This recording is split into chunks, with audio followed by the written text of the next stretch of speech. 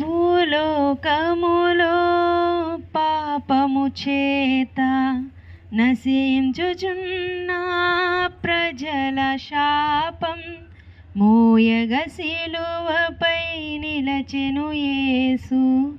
నమ్మిన చాలు కలుగును జీవం. మోయగ సిలువపై నిలచెను యేసు. నమ్మిన చాలు కలుగును జీవం. నిధానించి చూడవా, బ్రతుకుతావు మానవా. నీ కొరకై బలి పశువైనా యేసువైపు కన్నులెత్తవా.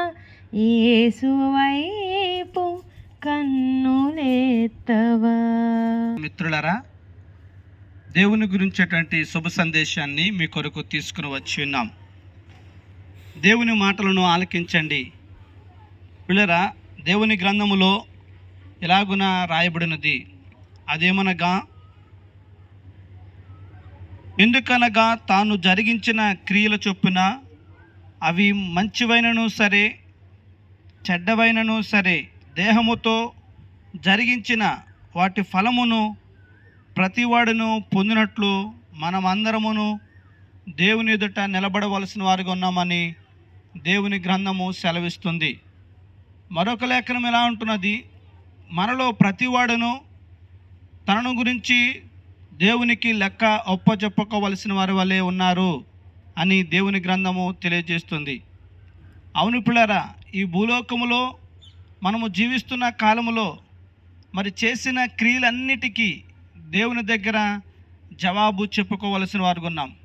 అయితే దేవుని గ్రంథములో నుండి మన క్రియలను బట్టి మనము ఆలోచన చేసి పరిశీలించి చూడగా మన జీవితంలో పాపపు క్రియలు అనేవి ఉన్నవి. నానా విధమైనటువంటి రీతిలో మనమందరమును మనకిష్టమైన త్రోవలలోనికి తొలగిపోయి పాపములలో పాపపు క్రియలలో బందీగా అయిపోయి ఉన్నాం.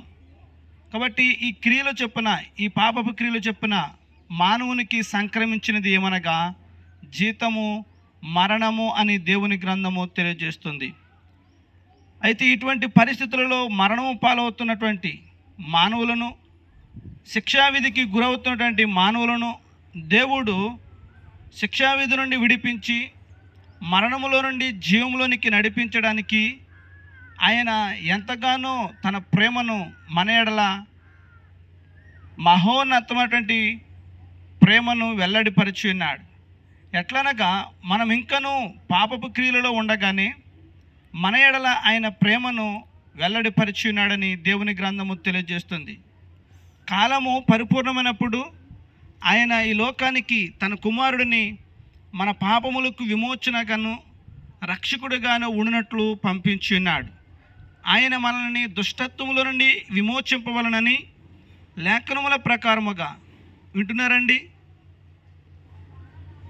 తనను తాను అపరాధముల కొరకు ప్రాయశ్చిత్తముగా ఉన్నట్లుగా అప్పగించుకుని ఉన్నాడు. అందుకనే దేవుని గ్రంథం అంటుంది, యేసుక్రీస్తు వారు నోట ఏ కపటము లేదు, యేసుక్రీస్తు వారు ఏ పాపమును చేయలేదు, ఆయన పాపమును ఎరగనవాడు. ఆయనను ఆయన మన అతిక్రమ క్రియల నిమిత్తము గాయపరచబడి, మన దోషముల నిమిత్తము నలుగొట్టబడి, మన పాపములకు విరుగుడుగాను తన ప్రాణాన్ని దారబోసిన్నారు. పిల్లలు, యేసుక్రీస్తు వారు ఇలా అన్నారు, ఎవరునూ నా ప్రాణమును తీసివేయలేరు, నా అంతట నేనే నా ప్రాణమును పెడుచున్నానని. యేసుక్రీస్తు వారు చేసేటువంటి ఈ పుణ్య యాగము ద్వారా, ఈ శిలువ బలియాగము ద్వారా సమస్త మానవుల హృదయములు పవిత్రపరచబడుతున్నవి. ఎందరూ యేసుక్రీస్తునందు నేడు విశ్వాసమును కనపరుస్తారో వారందరూ వారి జీవితంలో జరిగినటువంటి ప్రతి పాపపు క్రియల నుండి విడుదల పొందుకుంటున్నారు. మరలా తెలియజేస్తున్నామండి, విశ్వాసము ఉంచుట ద్వారా యేసు నా ప్రభు అని, ఆయన నా పాపముల కొరకు నాకు విమోచన కలిగించుట కొరకు శిలువ మీద మరణించి మరి తిరిగి లేచి ఉన్నాడు అని, ఆయన నాకు రక్షకుడని హృదయమునందు విశ్వాసము ఉంచడం ద్వారా వారు నీతిమంతులుగా తీర్చబడుతున్నారు. దేవుని వాక్యం ఉంది, విశ్వాసము ద్వారా మన హృదయములు పవిత్రపరచబడుచున్నవని. మనము నీతిమంతులుగా తీర్చబడుచున్నామని. ఇటువంటి వారు దేవుని గ్రంథము సెలవిస్తుంది, వారు తీర్పులోనికి రాక వారు మరణములో నుండి జీవంలోనికి దాటిపోతారని, వారందరూ దేవుని రాజ్యమునకు వారసులు అవుతారని. ఈ సత్యాన్ని మీరెల్లరూ గ్రహించి యేసుక్రీస్తునందు విశ్వాసముంచి నీతిమంతులుగా తీర్చబడి దేవుని రాజ్యానికి వారసులు కావాలని ఎంతగానో ఆశించి ఈ సందేశాన్ని తెలియజేస్తున్నాం. మరి దేవుడి మిమ్ములను మీ కుటుంబములను బహుగా దీవించి ఆశీర్వదించును గాక. ఆమేన్.